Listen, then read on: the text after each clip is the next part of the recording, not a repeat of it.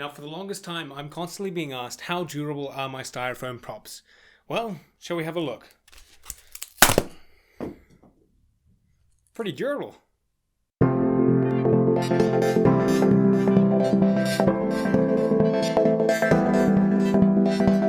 G'day everyone, welcome to another video by myself, Andrew DFT. So how strong are my styrofoam props? That has been the question that I've been asked 100 times, maybe thousands of times throughout my 10 years here on YouTube.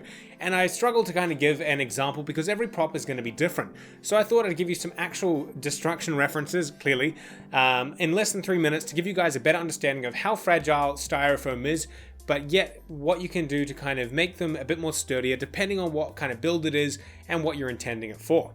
So let me start off by saying that I do a lot of props and they are in very different forms, requiring different thicknesses and so on and so forth. The thickness is the key part there. The amount of thickness is going to define how strong your internal piece is going to be. Take this P90 from Fortnite for example. I built this up to be maybe about 70 millimeters thick. The original core foam was 40 mil, so I've added additional pieces on, additional layers to strengthen up and make that a bit thicker. So obviously if you would try to break this, it's going to be a lot harder because the foam is built up, got more layers, and it's going to require a lot more effort to snap it. That being said, it has a lot of additional pieces added on that are, as you can see, rather fragile. These are a few millimeters in thickness, so therefore if I crushed it, it's most likely going to break. But only on these protruding sections, not on the main foam. Core, base, extra words. You get what I mean. Another good example would be the Spitfire LMG. It's twice as long as the P90 I just showed you, but it still holds the same true things, such as this has been built up from a 40mm core with additional layers added on. This in itself is incredibly strong. It's going to be very hard to break unless you're intentionally trying to break it, but it does have smaller layers, fragile layers that will be shattered or snap if dropped or whacked. The barrels though, a great way to do barrels is using PVC piping or wooden dowels. These things will obviously not break as they are wood. If you do try rip them, they will come out, but for the most part they'll hold there pretty nice and give some support to wherever and how far you continue it down into the main core. You following? If you're lost, let me give you an example. Here's a hunting rifle from Fortnite. You can see it's got a wooden barrel going all the way down the main part of the gun and extending out further. If I was to grab this section and try and break it, I'm going to have a lot of hard time because I'm trying to break wood and the foam is obviously built into the wood, so therefore it's not going to snap there. If I was to go to the back where it's solely just foam at 40mm with no additional layers added up, this is probably what's going to happen in a nice small segment. If I was to knock this or break this, even still I'm applying quite a bit of pressure, it'll break there. But that was me putting a lot of effort into it. If I was to drop it, it probably wouldn't snap.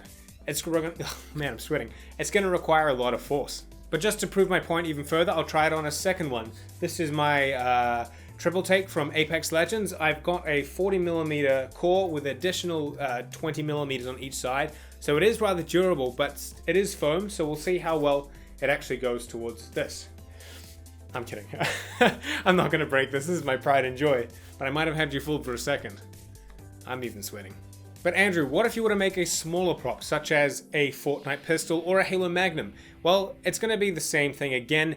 Anything that is small like these tiny pieces, these are very fragile, so these can easily just, well, they broke off easier than I thought, break off. They will obviously, under any kind of stress, just snap and just fall off. But the main core itself, that'll actually hold.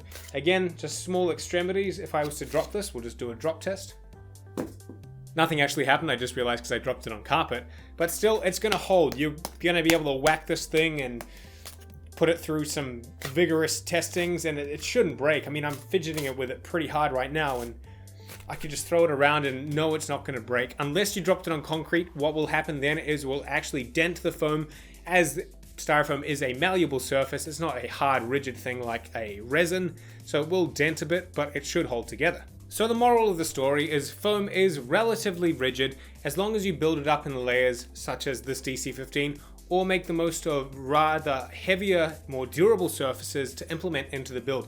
This DC-15 actually has a PVC pipe running all the way through, so if I'm trying to break it now, I mean, I'm putting in a lot of effort into this, but it's not going to snap because a PVC pipe is holding that, and I'm not strong enough to break or bend a PVC pipe. But that's it. That's all I wanted to show. Hopefully it clears up some information, as I know a lot of you were wondering this, how strong they are. But ultimately, they are as strong as you want to make them, but at a basic form, they're pretty damn good, and I highly recommend it. If you can get styrofoam, XPS styrofoam, Styrodure, any of those, they're all the same kind of material. I'd highly recommend it. It's fantastic.